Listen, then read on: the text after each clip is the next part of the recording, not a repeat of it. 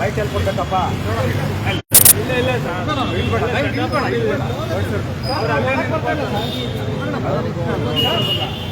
ಬನ್ನಿ. ಯಾವ ಬೇಡ, ಏನ್ ಬೇಡ, ಏನ್ ಬೇಡ ಸರ್, ನೋಡಿ ಏನು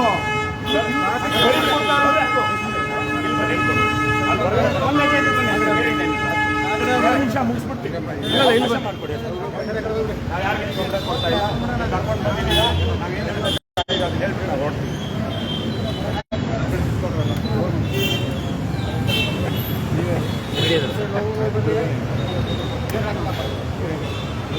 ಆ ಕಡೆ ಬನ್ನಿ, ಮುಂದೆ ತೊಗೊಂಬರಿ ಬಗ್ಗೆ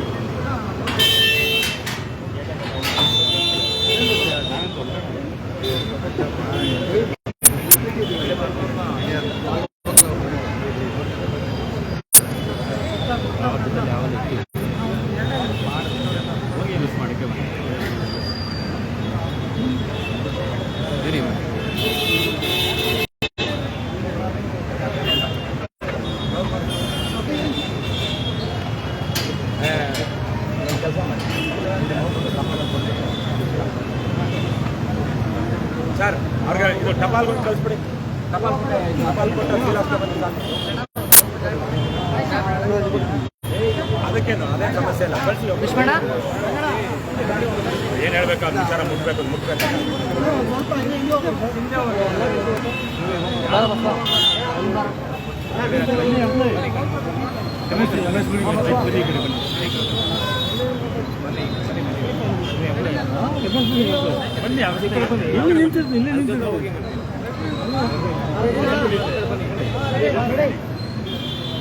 ಕರ್ನಾಟಕ ರಾಜ್ಯ ಸಮಿತಿ ಪಕ್ಷ ಇವತ್ತು ಭ್ರಷ್ಟ, ಅಧ್ಯಕ್ಷ ಮತ್ತು ನಾಲಾಯಕ ಸಂಸ್ಥೆಯಾಗಿರುವಂತಹ ಲೋಕಾಯುಕ್ತ ಕಚೇರಿಗೆ ಮುತ್ತಿಗೆ ಹಾಕುವ ಕಾರ್ಯಕ್ರಮವನ್ನು ಹಮ್ಮಿಕೊಂಡಿದ್ದು. ಬಹಳ ಮುಖ್ಯವಾಗಿ ಎರಡು ವಿಚಾರಗಳು.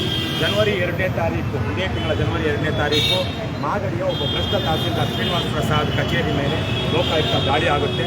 ಆ ಲೋಕಾಯುಕ್ತ ದಾಳಿ ಮಾಡಿಸೋದಕ್ಕೆ ಬಹಳ ಪ್ರಮುಖ ಕಾರಣ ಆಗಿದ್ದವರು KRS ಪಕ್ಷದ ಒಬ್ಬ ಸೈನಿಕರು.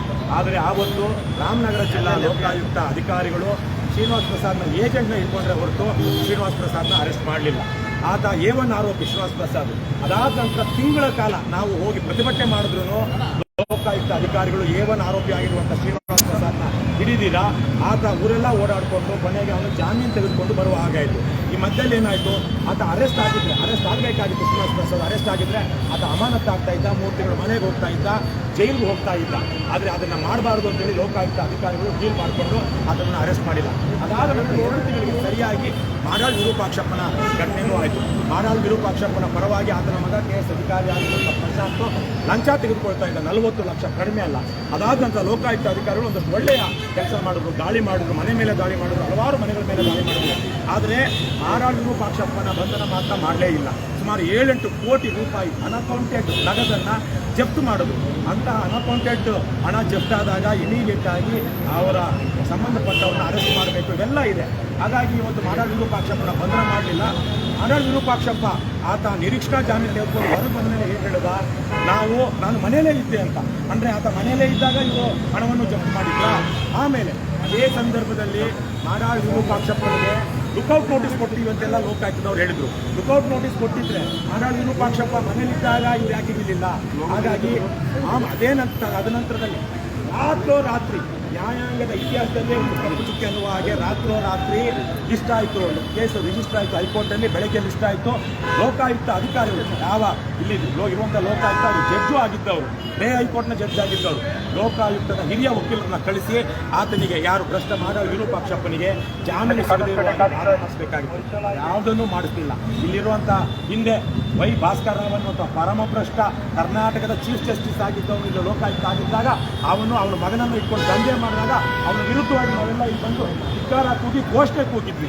ಅಂತಹ ಒಂದು ಕೆಟ್ಟ ಇದು ಒಂದು ಇತಿಹಾಸವು ಲೋಕಾಯುಕ್ತಕ್ಕಿದೆ, ಅದಾಗಬಾರದು ಅನ್ನುವಂಥ ನಿಟ್ಟಿನಲ್ಲಿ ನಾವಿವತ್ತು ಲೋಕಾಯುಕ್ತದವ್ರು ಕ್ರಮ ತೆಗೆದುಕೊಳ್ಬೇಕಾಗಿತ್ತು.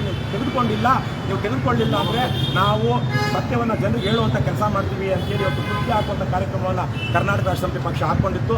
ನಾವು ಮುತ್ತಿಗೆ ಹಾಕಬೇಕು ಅಂತ ಹೇಳಿದಾಗ ಅಧಿಕಾರಿಗಳಿಗೆ ನಾವು ಹೇಳಿದ್ವಿ ಮುತ್ತಿಗೆ ಹಾಕಲೇಬೇಕು ಅಂತೇನಿಲ್ಲ. ನಮಗೆ ಲೋಕಾಯುಕ್ತ ಕಚೇರಿಗೆ ಹೋಗಿ ಲೋಕಾಯುಕ್ತ ಅಧಿಕಾರಿಗಳು ಅಲ್ಲ, ಲೋಕಾಯುಕ್ತರು ಯಾರೊಬ್ಬರು ರೆಪ್ರೆಸೆಂಟೇಟಿವ್ ಬಂದು ಇಲ್ಲಿ ನಮ್ಮ ಏನಿದೆ ಅದನ್ನು ತಗೊಂಡೋದ್ರು ಸಾಕು, ಇಲ್ಲ ನಮ್ಮನ್ನು ಕರ್ಕೊಂಡು ಹೋದ್ರು ಸಾಕು ಅಂತ ಹೇಳಿದ್ವಿ. ಆದರೆ ಇಲ್ಲಿಗೆ ಬಂದಾಗ ಪೊಲೀಸ್ ಅಧಿಕಾರಿಗಳಿಗೆ ಲೋಕಾಯುಕ್ತರು 3 ಜನ ಬರಲಿ, 3 ಜನ ಬಂದು ಕೊಟ್ಟು ಹೋಗಲಿ. ಏನು ನಾವು ಲೋಕಾಯುಕ್ತ ಇವರು ಯಾರು PS ಪಾಟೀಲ್ ಚೇಂಬರ್ಗೆ ಹೋದ್ವಿ, ಕೊಟ್ವಿ ನಮ್ಮ ಪತ್ರವನ್ನು ತೆಗೆದುಕೊಂಡು, ಏನ್ರಿ ನನಗೆ ಲೋಕಾಯುಕ್ತ ನನಗೇನೆ ನೀವು ಹೇಳ್ತೀರೇನ್ರಿ ಅಂತ ಹೇಳ್ಬೋದು. ವಿಡಿಯೋ ಆಗ್ತಾ ಇಲ್ಲ ಅಂದರೆ ಅವ್ರು ನಮ್ಮನ್ನು ಇನ್ಸಲ್ಟ್ ಮಾಡ್ಬೋದು, ಎಲ್ಲ ಅವಕಾಶಗಳಿದೆ. ನಾವು ಯಾಕೆ ಇನ್ಸಲ್ಟ್ ಮಾಡಿಸ್ಕೊಳ್ಬೇಕು? ನಾವು ಜನರ ಪರವಾಗಿ ಇವರಾಗಿ ಸಂಬಳಕ್ಕೆ ಕೆಲಸ ಮಾಡ್ತಿರೋರಲ್ಲ, ನಾವು ಜನರ ಪರವಾಗಿ 50-60 ಕೇಸುಗಳು ಹಾಕ್ಕೊಂಡು ನ್ಯಾಯ ನೀತಿಗಾಗಿ ಧರ್ಮಕ್ಕಾಗಿ ನ್ಯಾಯಕ್ಕಾಗಿ ಹೋರಾಡ್ತಿರುವಂಥವ್ರು. ನಾವು ಹೋಗಿ ಒಳಗಡೆ ಇನ್ಸಲ್ಟ್ ಮಾಡಿಸ್ಕೊಳ್ಳುವಂಥದ್ದು ಅಥವಾ ಇನ್ನೊಂದೇನೋ ಅವ್ರು ಏನು ಉಪದೇಶಗಳನ್ನ ಕೇಳ್ಕೊಂಬರೋದಕ್ಕೆ ನಾವು ಬಂದಿಲ್ಲ. ಹಾಗಾಗಿ ಲೈವ್ ಆಗಲಿ ನಾವು ಅವ್ರಿಗೆ ಏನು ಕೊಡಬೇಕಾಗಿದೆಯೋ ಅವರು ಒಬ್ಬ ಲೋಕಾಯುಕ್ತ ಇದ್ದಾರೆ, ಅವ್ರು ಗೌರವಯುತವಾಗಿ ಕೊಟ್ಟು ನಾವು ಏನು ಹೇಳಬೇಕಾಗಿದೆ ಅದನ್ನ ಕೈ ಮುಗಿದು ಬರ್ತೀವಿ ಅಂದ್ರೂ ಲೋಕಾಯುಕ್ತರು ಅದು ಏನು ಫೋನು ಕಚೇರಿಲಿ ಹೋಗ್ಬೇಕಂತೆ. ಯಾಕಂದ್ರೆ ಅಲ್ಲೇನಾದ್ರು ಒಳಗಡೆ ಡೀಲ್ ಆಗ್ತಾ ಇದ್ರೆ ಗೊತ್ತಾಗ್ಬಾರ್ದಲ್ವ, ಇಲ್ಲಿ ಹ್ಯಾಂಡ್ ಓವರ್ ಮಾಡೋಗ್ಬೇಕಂತೆ. ನಾವು ಮಾಡೋದಿಲ್ಲ ಅಂತ ಹೇಳಿದ್ವಿ. ಅಕಸ್ಮಾತ್ ಲೋಕಾಯುಕ್ತರಿಗೆ ಆಗಲಿಲ್ವಾ, ಲೋಕಾಯುಕ್ತರು ರೆಪ್ರೆಸೆಂಟೇಟಿವ್ ಬಂದು ತಗೊಳ್ಳಿ ಅಂದ್ರೂ ಅವರು ರಿಜಿಸ್ಟ್ರಾರ್ ಹತ್ರ 3 ಜನ ಬಂದು 5 ಜನ ಹೋಗ್ಬೋದಂತೆ. ಆದರೆ 5 ಜನನೂ ಫೋನ್ ಇಲ್ಲೇ ಇಟ್ಟು ಹೋಗ್ಬೇಕಂತೆ, ಹೊಡೆಯೋದಕ್ಕಾಗಿಲ್ಲ. ಸರ್ಕಾರಿ ಸಾರ್ವಜನಿಕ ಸ್ಥಳದಲ್ಲಿ ಯಾರು ಬೇಕಾದ್ರೂ ರೆಕಾರ್ಡ್ ಮಾಡ್ಬೋದು, ಅದು ಮಾಧ್ಯಮದ ಹಕ್ಕು, ಜನರ ಹಕ್ಕು. ಆದರೆ ಒಳಗಡೆ ವಿಡಿಯೋ ಮಾಡೋಂಗಿಲ್ಲ, ಫೋನ್ ತಗೊಳ್ಳಿ ಯೂಸ್ ಮಾಡೋಂಗಿಲ್ಲ. ಏನಿದು, ಎಲ್ಲಿದೆ ನ್ಯಾಯ ವ್ಯವಸ್ಥೆ, ಎಲ್ಲಿದೆ ಲೋಕಾಯುಕ್ತದ ಪಾರದರ್ಶಕತೆ?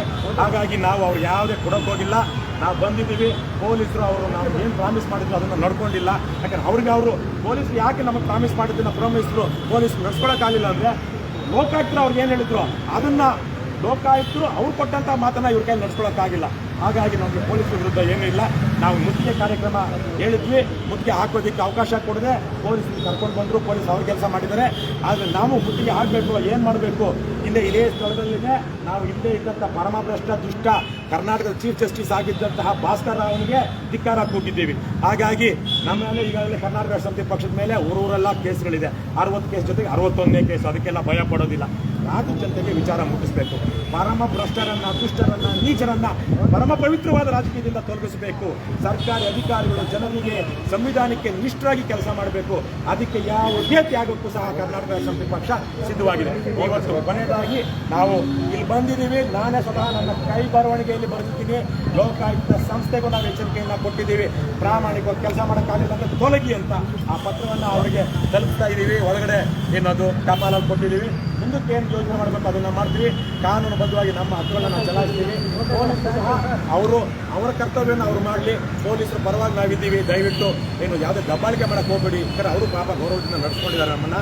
ನಮ್ಮ ಹೋರಾಟ ಇರುವಂಥದ್ದು ಭ್ರಷ್ಟ, ಅದಕ್ಷ, ನಾಲಾಯಕ್ ಲೋಕಾಯುಕ್ತ ಸಂಸ್ಥೆಯ ವಿರುದ್ಧ. ಅದನ್ನು ನಾವು ಕಾನೂನಿನ ವ್ಯಾಪ್ತಿಯನ್ನು ಮಾಡ್ತೀವಿ, ಅದಕ್ಕೆ ಅವಕಾಶ ಮಾಡ್ತೀವಿ. ನಾವು ಬಂದ್ರೆ ನಮ್ಮವರು ಇದೆಲ್ಲ ಮುಗಿತು. ನೀವೇನು ಕೆಲಸ ಮಾಡ್ಕೊಬೇಡಿ. ನಾವೇನು ಘೋಷಣೆ ಹೋಗಲ್ಲ. ನಾವು ಮುತ್ತಿಗೆ ಆಗಬೇಕು, ನಾವು ಮುತ್ತಿಗೆ ಆಗಬೇಕು ಅಂತ ಹೇಳೇ ಬರ್ತೀವಿ. ಇಲ್ಲಿ ಮಂಜುನಾಥ್ ಸರ್ ಎಲ್ಲ ಬಂದಿಲ್ಲ. ಅವ್ರು ಬೇರೆ ಯಾವುದೋ ಕೇಸ್ ಮಾತಾಡೋ ಸಮಯ ಇಲ್ಲ. ಅವರು ಕಳಿಸ್ಬೋದು. ಈಗ ಮಾತಾಡೋ ಸಮಯ ಇಲ್ಲ ಅಂತ ಆ ಕಡೆ ಗಮನ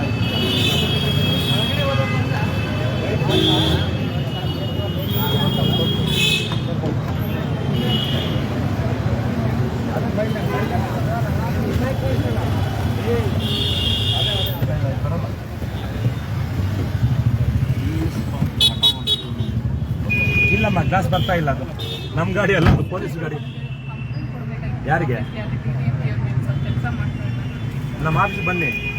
ಯಾರು ಆಫೀಸು ತೆಗಿತಾರೆ, ಬೇರೆ ಬೇರೆ ಬಿಸಿ ಇರ್ತಾರೆ. ರಾಜಾಜಿನಗರದಲ್ಲಿ ನಮ್ಮ ಆಫೀಸ್ ಇದೆ, ಅಲ್ಲಿಗೆ ಬನ್ನಿ. ಹಾಂ, ಯಾವಾಗಲಾದ್ರೂ ಬನ್ನಿ, ಇರುತ್ತೆ ಆಫೀಸ್ ಇರುತ್ತೆ. ಅಡ್ರೆಸ್ SH ಲಿಂಗೇಗೌಡ, ರಾಜ್ಯ ಉಪಾಧ್ಯಕ್ಷ, KRS party. Lingegowda SH KRS ರಾಜ್ಯ ಉಪಾಧ್ಯಕ್ಷ. ಬರ್ತಾರೆ, ಬರ್ಲಿ, ಬನ್ನಿ, ಏನು ಟೆನ್ಷನ್ ಇಲ್ಲ. ನಮ್ಮ ಹತ್ರ ನಾ ಆಫೀಸ್ಗೆ ಬನ್ನಿ, ನಮ್ಮ ಆಫೀಸ್ಗೆ ಬನ್ನಿ. ಬನ್ನಿ, ಮೈಸೂರಾದ್ರೆ ಏನು, ನಾವು ಮೈಸೂರು ಬರಲ್ವಾ? ನೀವು ಬನ್ನಿ, ಬೆಂಗಳೂರಿಗೆ ಬಂದಿದ್ದೀರಲ್ವ? ರಾಜ್ಯ ನಂಬರ್ ಸಿಗುತ್ತೆ ನಿಮಗೆ, ತಗೊಳ್ಳಿ. नंबर